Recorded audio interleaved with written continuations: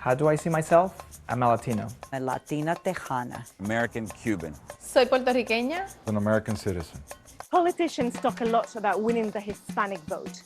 But Latino voters in America are far more complex and diverse than people tend to think. So what do Hispanic voters really care about in this election? With 56.6 million, Hispanics are the largest minority in the US. That's 17% of the nation's total population. Just over 10 million of these Latinos live in Texas. Texas is a conservative stronghold, with the state voting Republican since 1980.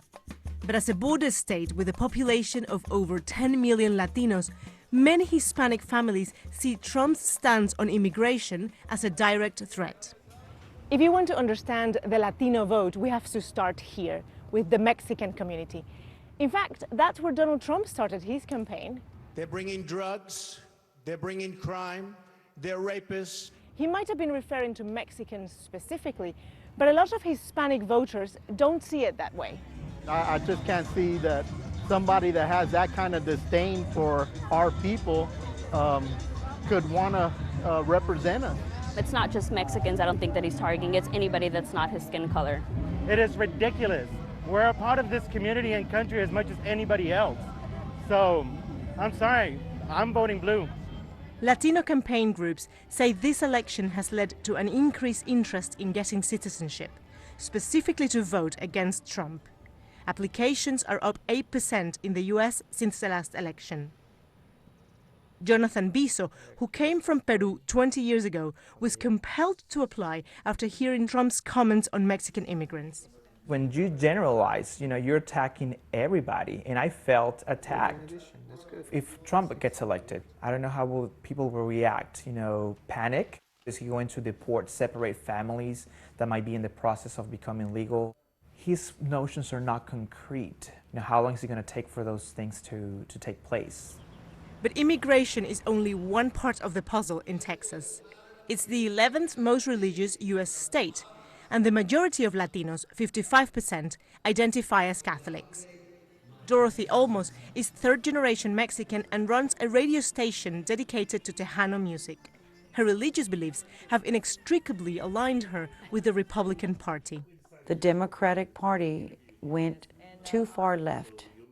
We're about marriage, the sanctity between a man and a woman, and also we're pro-life. We need to bring our Christian beliefs back to the core values of what America was and could be again. Conservative voters like Dorothy feel they can look past Trump's aggressive and at times offensive comments about the Hispanic community. But these issues are still important in vital swing states like Florida.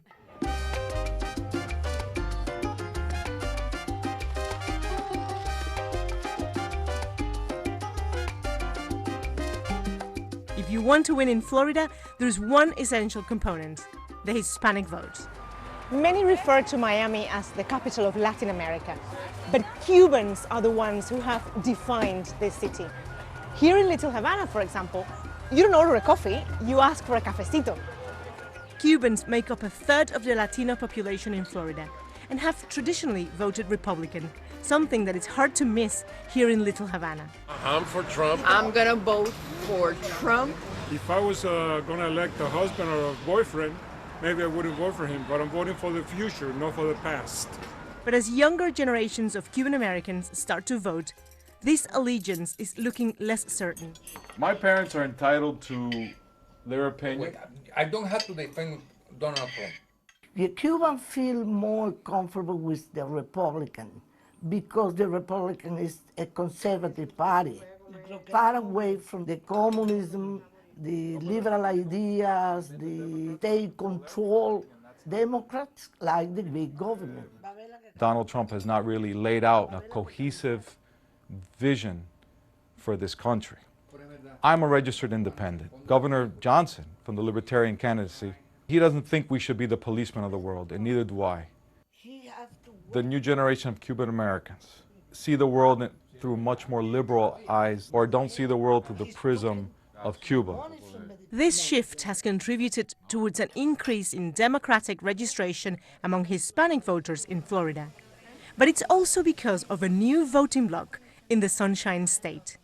Puerto Ricans now make up 27% of the Hispanic electorate in Florida, and these numbers are rising as more flee the economic turmoil on the island.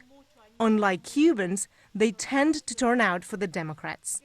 De las dos opciones que hay, pues creo que la más viable es la de Hillary Clinton. Donald Trump da demostrar mucho el racismo y especialmente hacia nosotros los latinos y los hispanos.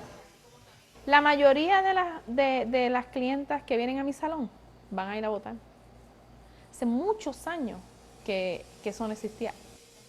Esta vez los hispanos van a salir a votar en defensa de nosotros mismos los hispanos, para que nosotros, los que no tengan papeles, se le haga más fácil la vía de obtener esos papeles y la diferencia se va a notar.